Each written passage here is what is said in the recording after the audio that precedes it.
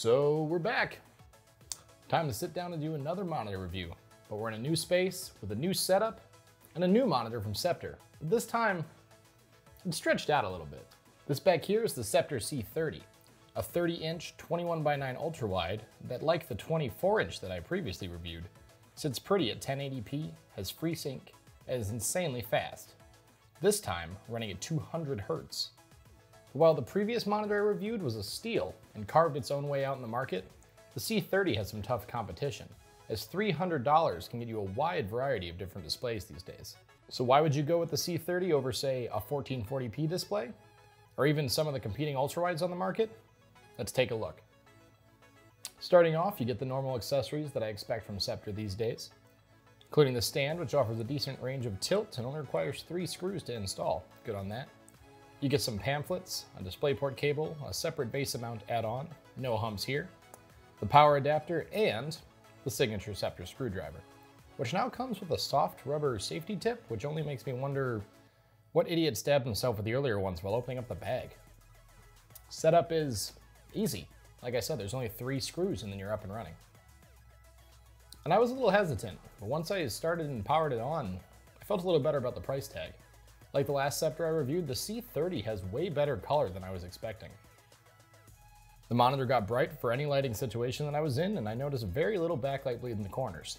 There was some, but it wasn't that bad. Was I blown away?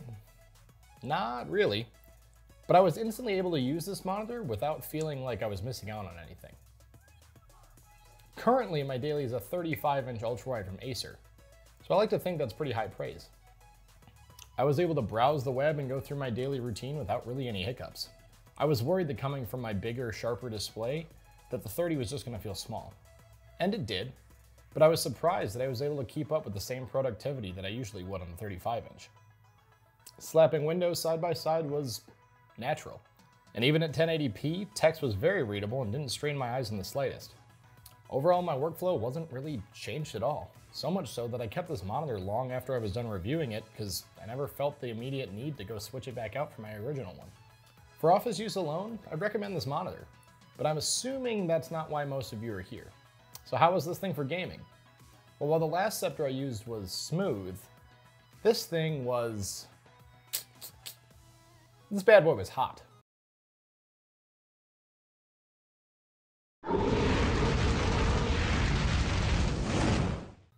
I'm just joking. To spare you all from another montage, 200 Hz on this display felt real natural and made me quick on the draw.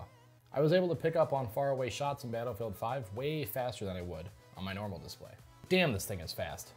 I don't know if I could really tell the difference from 165 to 200 Hz or even from 144 Hz to 200 to be completely honest, but this monitor held up.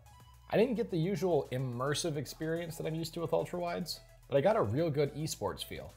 Like this monitor was more fine-tuned for picking up kills than enjoying the scenery.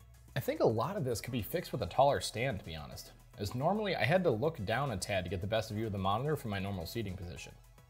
However, this could have easily been fixed if I would have base mounted the display or just had a riser to put it on. But I still would have liked the stand to be maybe 1 or 2 inches taller. I think that would make the monitor feel way bigger than it did because it didn't feel like 30 full inches, to be fully honest. Other small gripes I had involved the on-screen menu system, which is the same system I've seen from Sceptre over the last couple of years.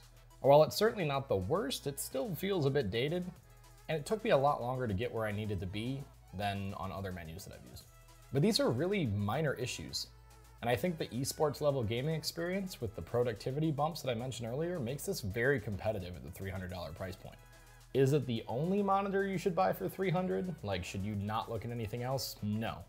But I definitely think it's worth taking a look at the Sceptre C30, especially if ultrawide's been on your mind. What do you guys think? Is it worth taking a look at the C30 for the price point?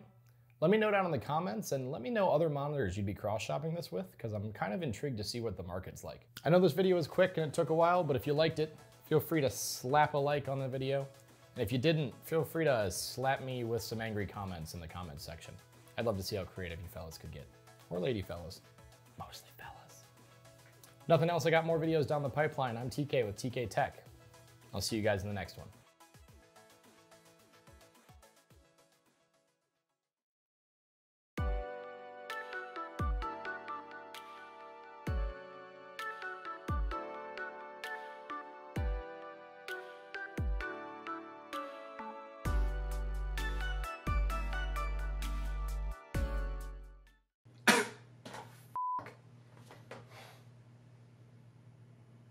promise there'll be less f***ing food in the next one. God.